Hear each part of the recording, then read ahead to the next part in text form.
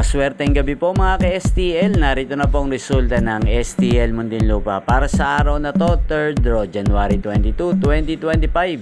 Araw ng Miyerkules. Naway ang mga natayaan niyo pong mga numero kanina ay manalo nawa ngayong gabing ito, 9 PM. Kaya kunin niyo na po ang inyong mga tickets. Narito na po ang resulta.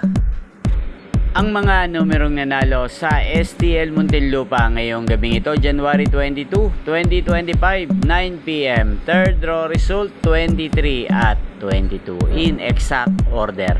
Sa lahat po ng tumaya kanina sa STL Muntinlupa para sa third draw ng 23 at 22, congrats po sa inyo. Panalo po kayo again, 23 at 22. At ngayong gabing ito sa STL Muntinlupa, atin pong i-shoutout si Kuya Kenneth ng Muntinlupa.